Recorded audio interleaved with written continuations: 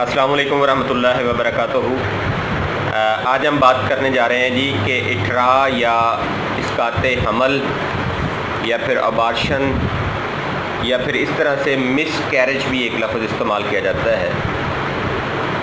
کچھ خواتین کے ہاں یہ پرابلم ہوتا ہے کہ 20 ہفتوں کے اندر اندر یعنی پہلے 5 مہینوں کے اندر اندر ان کے ہاں جو بچی یا بچہ یا جس کو جینن کہا جاتا ہے جو رحم مادر کے اندر ہوتا ہے وہ ضائع ہو جاتا ہے۔ بچے کے ضائع ہونے سے مراد یہ ہے کہ بچہ ڈیو ٹو ڈیتھ، بلیڈنگ کا زیادہ ہونا، خاتون کے رحم کا انتہا سے زیادہ کمزور ہونا، یہ ساری صورتحال میں بعض دفعہ ایبارشن کروانا پڑتا ہے، مس کیریج کروانا پڑتا ہے، اور بعض دفعہ بچے کی ڈیتھ ہو جاتی ہے جس کے بعد وہ مس کیریج ضروری ہو جاتا ہے۔ کسی بھی صورت میں پہلے 20 ہفتوں کے اندر یعنی 5 مہینوں کے اندر بچے کا ضائع ہونا اٹھرا اسقاط حمل کہلاتا ہے۔ اس میں کئی ایک وجوہات ہوتی ہیں جس کی وجہ سے یہ پرابلم ہوتا ہے۔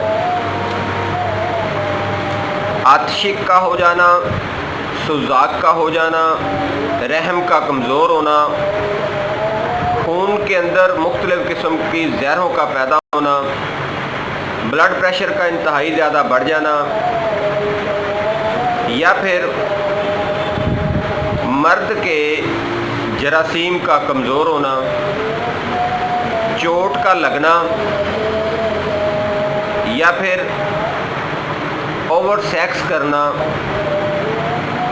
اس طرح سے کئی ایک وجوہات ہو سکتی ہیں جس کی وجہ سے DNC کروانا پڑتا ہے۔ تو اس میں خواتین جو ہیں ان کے لیے کیا چیزیں ضروری ہیں؟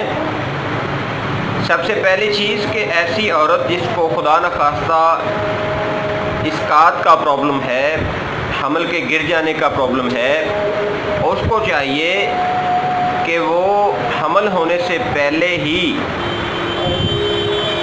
حب محافظ حمل یا حب حمل کے نام سے کچھ ادویات مارکیٹ میں دستیاب ہیں، یا پھر خدا نخواستہ جو اس کو پرابلم ہے، جیسے بلڈ پریشر کا پرابلم ہے تو حمل کے ٹھہرنے کے بعد بلڈ پریشر کی میڈیسن ساتھ ساتھ چلاتی رہے۔ اگر اس کو شوگر کا پرابلم ہے تو اپنی شوگر جو ہے اس کو کنٹرول میں رکھے۔ اگر اس کو آتشک یا سوزش کا پرابلم ہے، سوزک کا، تو وہ سوزک یعنی اس میں جو عام علامت جو ہوتی ہے وہ یہ ہوتی ہے کہ وجائنا کے اندر خارش بہت زیادہ ہوتی ہے۔ تو اگر اس کو وہ علامت ہے تو سوزک کی ٹریٹمنٹ حمل سے پہلے کروائے، اور اس کے بعد جب حمل پازیٹیو ہو جائے تو اس میں اٹھرا کی ادویات جو ہیں وہ مارکیٹ میں دیسی ادویات دستیاب ہیں، آپ ان کو بھی استعمال کر سکتے ہیں، جیسا کہ حب اٹھرا،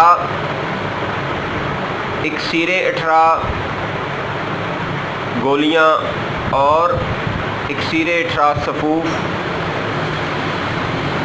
اور اس کے علاوہ کچھ شربت بھی دستیاب ہیں جو کہ اسقاط کو ہونے سے روکتے ہیں، مس کیریج کو روکتے ہیں۔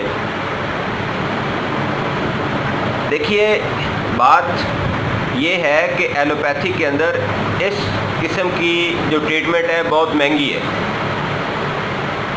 اور میں نے یہ مشاہدہ کیا ہے کہ کئی مریض میرے پاس آتے ہیں جو کہ ایلوپیتھک کی ٹریٹمنٹ لینے کے بعد آتے ہیں اور کہتے ہیں جی ہمیں کوئی فرق نہیں پڑا۔ اللہ سبحانہ و تعالیٰ کی ذات سب کو سے تو تندرستی دینے والی ہے اور وہی تندرستی اس سے سب کو دیتا ہے، لیکن یہاں پہ پرابلم یہ ہے کہ اگر آپ کو یورینیشن کا پرابلم ہے، پیشاب کے زیادہ آنے کا پرابلم ہے، تو وہاں پہ اگر آپ سر درد کی ادویات کھائیں گے تو اس کا کوئی فائدہ نہیں ہوگا۔ یہ آپ کا سسٹمیٹک پرابلم اگر ہے تو جب تک اس کی ادویات نہیں کھائی جائیں گی تو آپ کا پرابلم حل نہیں ہوگا۔ بلڈ پریشر کی وجہ سے اگر آپ کو اسقاط کا پرابلم ہے تو بلڈ پریشر کو ہمیشہ آپ کو نارمل رکھنا ہوگا.